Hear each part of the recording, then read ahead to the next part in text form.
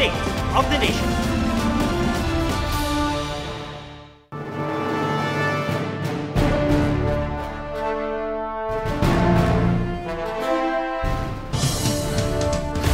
Mananagot ang mga nangurakot sa mga palyado at guni-guning flood control project. Pabalaya ni Pangulong Bongbong Marcos matapos bahain ng batikos ang pamahalaan sa gitna ng malawakang baha kamakailan. Ang iba pang iniulat ng Pangulo sa ika-4 niyang State of the Nation address sa report ni Ivan Mayrina. Kakabit ng tadhana ng Pilipinas tuwing tagulan ang malunod sa kabi-kabilang baha. Sobrang baha. Ngunit tila lumalayan sa mga bagyo at habagat kamakailan. May mga pinondohan namang proyekto para panlaban sa baha. Pero sa pag-iikot daw ni Pangulong Marcos sa mga nagdaang araw, naging malinaw sa kanyang may flood control projects na kahit bilyon-bilyong piso ang pondo ay palpak naman o kaya tila guni-guni lang. Sa kanyang State of the Nation address, isinumbat ng Pangulo ang korupsyon sa mga nasabing proyekto. Sa mga nakikipagsabwatan upang kunin ang pondo ng bayan at nakawin ang kinabukasan ng ating mga mamamayan. Mahiya naman kayo sa inyong kapwa Pilipino.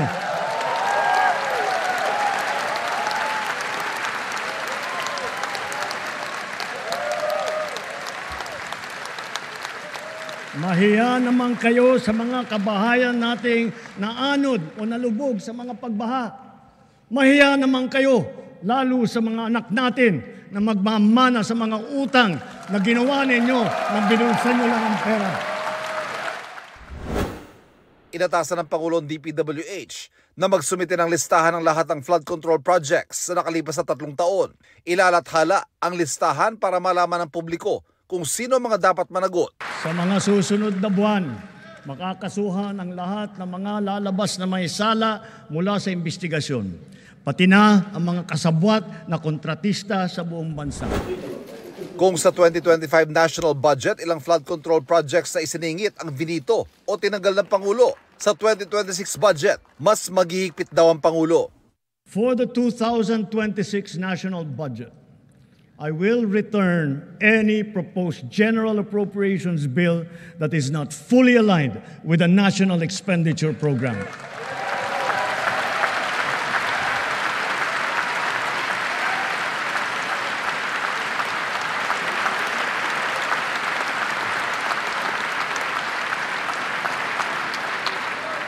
And further, I am willing to do this even if we end up with a reenacted budget.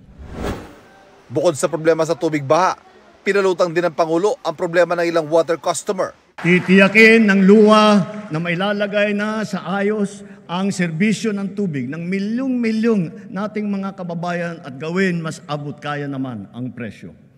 Higit sa lahat, titiyakin natin mapapanagot ang mga nagpabaya at nagkulang sa mahalagang serbisyong publiko na ito. Sa kaso ng mga nawawalang sabungero, tiniyak din ng Pangulo na pananagutin ang nasa likod nito. Hahabulin at pananagutin natin ang mga utak at mga sangkot, sibilyan man o opisyal.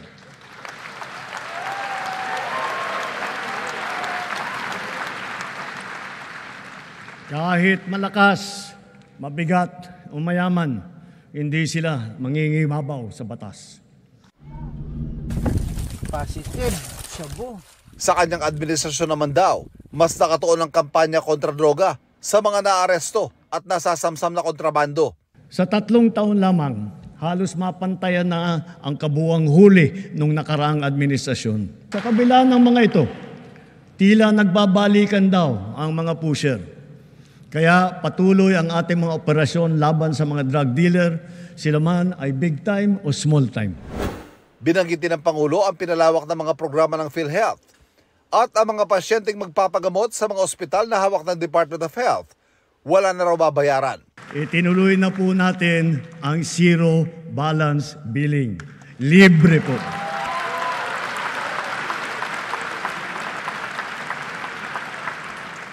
Ibig sabihin, ang serbisyo sa basic accommodation sa ating mga DOH na ospital, wala nang babayaran ang pasyente dahil bayad na ang bill ninyo. Mas pinaigting din daw ang suporta ng administrasyon sa sektor ng sports at matapos ibida ang mga atletang Pinoy, Sumusunod sila sa yapak ng ating mga kampyon at world-class na athlete tulad ni Senator Manny Pacquiao, ni Heidelin Diaz, ni Kaloy Yulo. Naisingit pa ng Pangulo ang boxing match sana ni PNP Chief Nicolas Torre at Davao City Acting Mayor Baste Duterte. Sama na rin natin yung bago nating kampyon, si PNP Chief Nick Torre.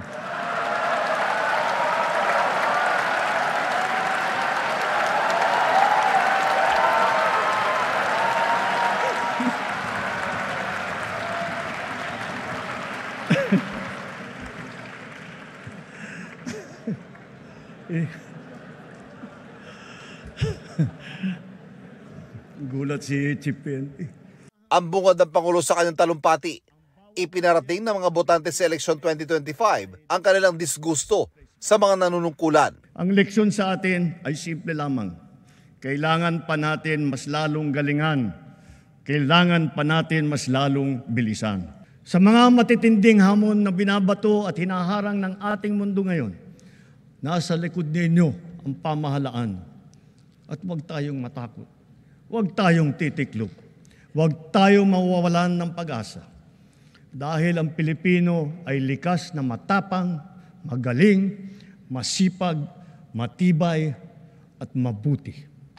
Ivan Mayrina nagbabalita para sa GMA Integrated News. Ibinida rin ni Pangulong Bongbong Marcos ang ilan sa mga napagtagumpayan ng kanyang administrasyon sa nakalipas na 3 taon. Partikular na binanggit ng Pangulo ang 20 pesos na bigas na mabibili na sa lahat ng Kadiwa Center sa buong bansa. Sabi ng Pangulo, dapat tunayan ng kanyang administrasyon ng 20 pesos kada kilo na bigas nang hindi malulugi ang mga magsasaka. Nagbanta rin ng Pangulo na habulin ng mga magsasamantala sa presyo ng bigas. Pinabibilisan na rin daw niya sa Department of Agrarian Reform ang pamamahagi ng CLOA o Certificate of Land Ownership Award at e-title bilang patunay na wala ng utang ang mga beneficiary ng reforma sa lupa. Panawagan pa ng Pangulo sa mga negosyante, mamuhunan sa sektor ng agrikultura. Gumanda din daw ang ekonomiya at tumaas ang kumpiyansang mamuhunan ng mga negosyanteng dayuhan. Bumaba rin anya ang inflation at dumami ang trabaho. Puspusan din anya ang pagsasaayos ng sistema ng edukasyon. Punto ng Pangulo, sinimula ng DepEd ang Academic Recovery and Accessible Learning o ARAL program at pinalakas din ng Early Childhood Care and Development. Nangako rin ng Pangulo na daragdagan ang mga daycare center para sa kabataan. Ngunit ang lahat ito ay palamuti lamang, walang saysay, kung ang ating kababayan naman ay hirap pa rin at nabibigatan sa kanilang buhay. Kaya sa huling 3 taon ng administrasyon, ibubuhos pa natin ang lahat-lahat, hindi lamang upang mapantayan, kundi mahigitan pa ang pagbibigay ginhawa sa ating mga kababayan. Nakukulangan ng ilang mambabata sa mga iniulat ni Pangulong Marcos sa kanyang lagpas 1 oras na SONA. Mga pangakong napako naman ng administrasyon ng daing ng ilang realista habang nagtipon-tipon ng ilang makamarcos. May report si Sandra Aguinaldo.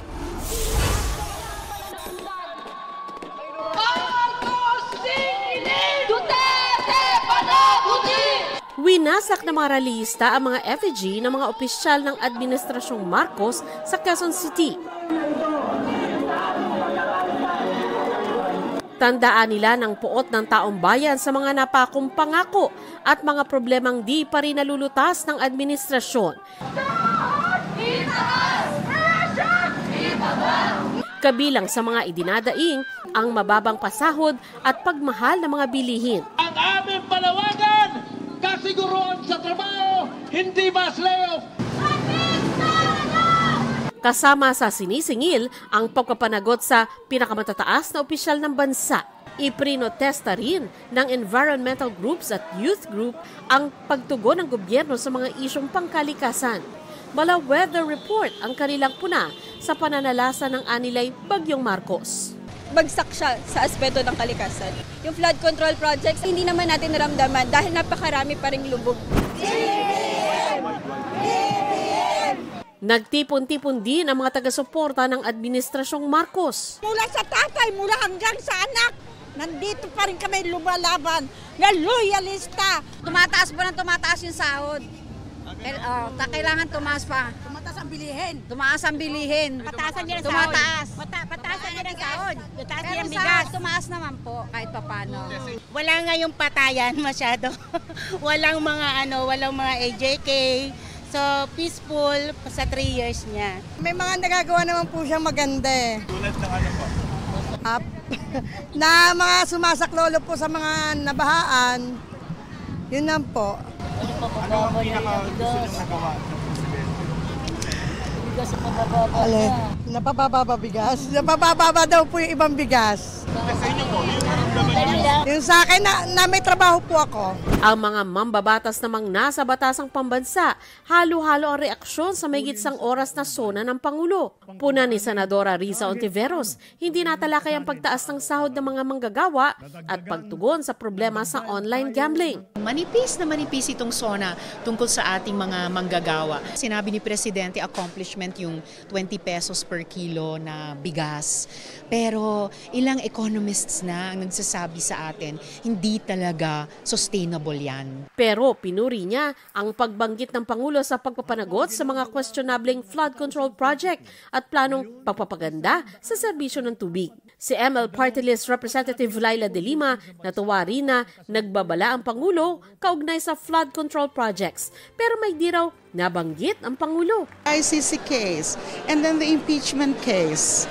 Yung pagpapanagot sa dating Pangulo and then yung sa confidential intelligence funds, yung sa Vice President. Nabiti naman daw si Akbayan Party List Representative Chel Jokno pagdating sa isyu ng edukasyon. Kailangan kasi natin mawala na tayo dun sa ibaba pagdating sa reading, math, science at critical thinking.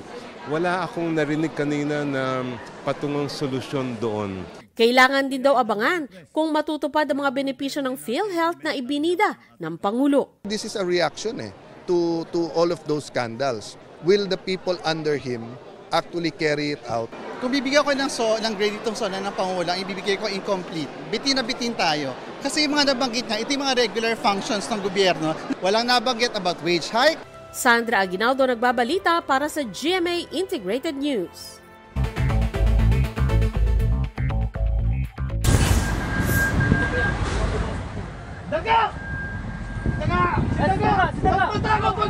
Walang puputok ha! Walang puputok! 10 PDLO persons deprived of liberty sa Batangas Provincial Jail tumakas. 5 ang arestado matapos ma-corner sa sanakyang bus sa Santo Tomas City, Batangas. 3 naman ang nadakip sa bayan ng Ibaan, ayon sa Calabarzon Police. Pinaghahanap pa ang 2 iba pa. Maharap sa karagdagang kaso ang mga tumakas na inmate na nahulihan ng baril, patalim at cash. Dating Court of Appeals Presiding Justice Mariflor Ponsalan Castillo, itinalagang acting ombudsman.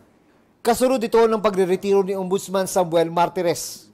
Special Prosecutor sa Ombudsman si Ponsalan Castillo mula noong October 2024. Dati na rin siya nagsilbi sa Ombudsman nung ito'y Office of the Tanod Bayan pa. Naging west siya sa Quezon City mula 1993 hanggang naitalaga sa Court of Appeals mula 2004 hanggang 2024. June Veneracion nagbabalita para sa GMA Integrated News. Nananatili sa pwesto ang mga pinuno ng Senado at Kamara ngayong 20th Congress. Senate President pa rin si Senator Cheese Escudero matapos makakuha ng suporta ng supermajority ng Senado. Si Senator Jinggoy Estrada pa rin ng Senate Pro Tempore habang napiling majority leader si Senador Joel Villanueva. Otomatikong minority leader ang natalo sa Senate presidency na si Senator Tito Soto. Sa Kamara naman, si Congressman Martin Romualdez pa rin ang House Speaker matapos makuha ang 269 sa 290 na boto ng mga kapwa-kongresista. Senior Deputy Speaker naman si Congressman David J.J. Suarez. Majority Leader naman ang anak ng Pangulong si Congressman Sandro Marcos. Minority Leader si Congressman Marcelino Libanan. Sa gitna ng botohan sa Kamara, nag-walk out ang 3 Duterte congressmen na sina Paulo Duterte, anak niyang si Omar Vincent at pinsan ni Paulo na si Harold. Gayon din ang kaalyado nilang si Congressman Isidro Ungab. Sabi ni Congressman Paulo Duterte, ginawa nila yan dahil ang kinakatawan nila ay ang mga mamamayan ng Davao City, hindi ang anyay political puppeteers o ang mga nagpapanggap lang na public servants sa Kongreso pero pansariling interes ang habol. PBB's big winner Mika Salamanca personal na naghatid ng tulong sa mga nasalanta ng magkakasunod na bagyo at habagat. Kasama niyang nag-volunteer sa isang soup kitchen ang kapwa sparkle artist na si Will Ashley. Isa pang housemate na si AZ Martinez, nakiisa sa pamamahagi ng relief goods sa Montalban, Rizal. Sa Quezon City naman, naghatid ng tulong ang Dusby Duo o sina Dustin Yu at Bianca De Vera. Stars on the Floor host Alden Richards dumayo sa Malolos, Bulacan para mag-relief operations. I need to get out of my way and help. Sino-sino bang magtutulungan kundi tayo lang mga Pinoy, di ba? Napakalaking tulong po nito. Wala pong katulad yung biyaya na pinamimigay po ng kapwa-tao na bukas palad po para sa lahat. Black carpet premiere ng P77, dinagsa ng stars at fans. Pinagbibidahan ni Barbie Forteza ang first horror film ng GMA Pictures in 14 years. I'm just so overwhelmed right now kasi ang ganda ng setup ng aming premiere night. Pinagkaabalahan talaga and ang daming tao. I'm so happy. Mapapanood ang P77 nationwide sa July 30. Aubrey Carampel nagbabalita para sa GMA Integrated News.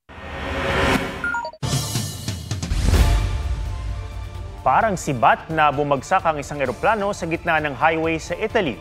Nasawi ang 2 sakay nito. 3 ang sugatan, 2 sa kanila. Nasaktan ng madamay sa pagliyab nito ang 2 dumaang sasakyan. Iniimbestigahan ang pagbagsak.